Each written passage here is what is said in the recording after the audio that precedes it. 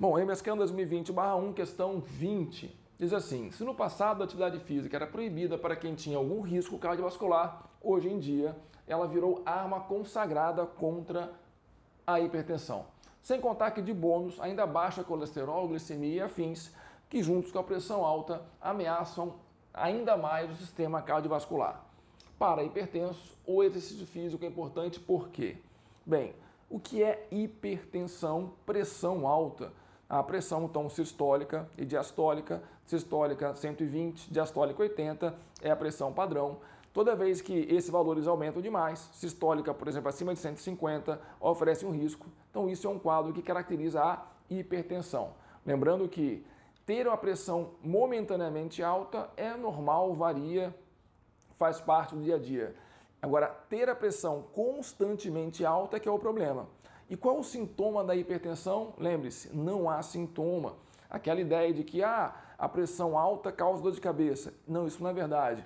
O que pode causar um desconforto é um aumento súbito, abrupto da pressão. Então, se a pressão de 120 vai rapidamente para 180, sistólica, isso vai causar um desconforto, talvez até dor de cabeça. Agora, o hipertenso é aquele que tem uma pressão continuamente alta e se elevou gradativamente, sem deixar então nenhum sinal, nenhum sintoma. A médio prazo, problemas da pressão alta, bem, dentre outros, né? Riscos de acidentes cardiovasculares e problemas renais. Tá, mas o que é a pressão arterial? A pressão arterial é o resultado da ação da força do sangue contra a parede das artérias. E essa força vai ser maior quanto maior for o volume de sangue. Então, os dois fatores fundamentais que definem a pressão sanguínea, a pressão arterial, são o volume sanguíneo e o diâmetro do vaso. Quanto maior for o volume, maior será a pressão. Quanto menor for o diâmetro, menor vai ser a área, maior será a pressão. E o contrário também é verdade.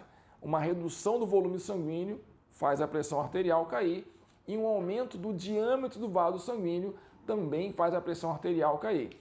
Então, os medicamentos contra a hipertensão, por exemplo, os antihipertensivos, ou fazem com que diminua o volume, aumentando a diurese, por isso que os remédios contra a pressão alta fazem a pessoa urinar demais.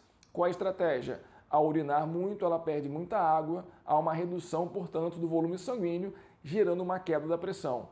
Ou então são vasodilatadores. Com a dilatação do vaso sanguíneo, a pressão também vai diminuir, porque a área total sobre a qual o sangue vai agir vai aumentar. Aumentando a área, diminui a pressão. Assim sendo, o que o exercício vai fazer? Promover aumento do batimento? Não, isso não tem relação com a pressão. Reduzir a quantidade de movimentos respiratórios? Também não. Aumentar o volume de sangue no organismo? Opa, se aumentar o volume, a pressão vai aumentar ainda mais. Não é isso que ele quer. Propicia a dilatação dos vasos periféricos do corpo.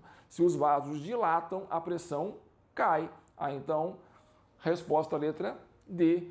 É esse efeito que vai causar uma queda da pressão, por isso que é indicado para quem tem pressão alta a fazer mais exercícios físicos a fim de reduzir um pouco a sua pressão e evitar os problemas futuros. Beleza? Um abraço.